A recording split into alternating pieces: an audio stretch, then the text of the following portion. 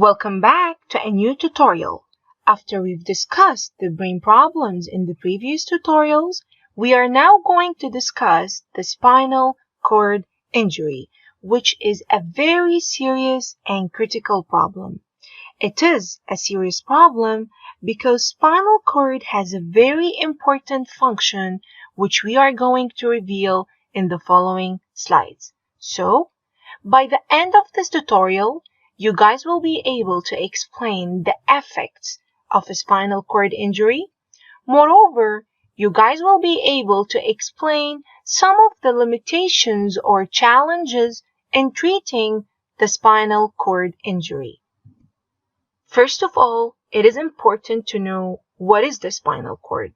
Spinal cord is a bundle of nerves. Nerves are an enclosed cable-like bundles of nerve fibers. So, the spinal cord is a bundle of nerves extending from the brain's base all the way down, ending near the buttocks. But don't you think, guys, that the spine needs to be protected by something? It is actually protected by the vertebrae. Vertebrae are bones stacked on top of each other. These bonds protect both the spine and the nerves. Moving to the function of the spinal cord.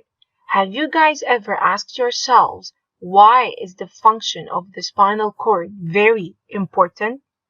It is because the spinal cord is responsible for sending messages between the brain and all parts of the body. Signals are carried from the brain to the spinal cord in order to reach the body parts. Similarly, signals from the body parts are carried to the spinal cord in order to reach the brain. So, we are able to perceive pain and move our limbs because of the messages sent through the spinal cord. That's why if the spinal cord sustains an injury, some or all of these impulses may not be able to get through. The result is a total loss of sensation and mobility below the injury. Therefore, the injury type will be classified according to how much severe the spinal cord damage is. Mainly, the spinal cord injury is divided into two types, complete and incomplete.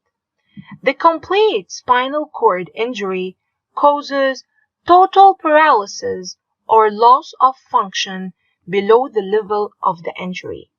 A complete injury may cause paralysis of either your forelimbs, usually called quadriplegia, or only in the lower half of the body, usually called paraplegia.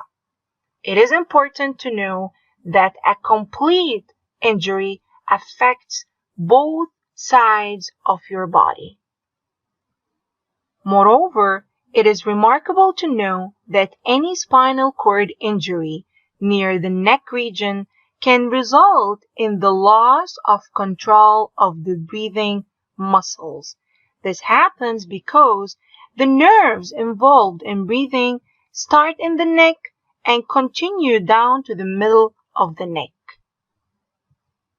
On the other hand, in the incomplete spinal cord injury, some functions remain on one or both sides of the body. A person with incomplete injury may be able to move one limb more than the other or feel parts of the body that cannot be moved.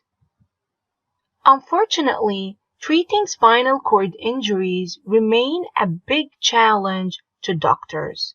There are no adult stem cells that can differentiate into neurons in the spinal cord.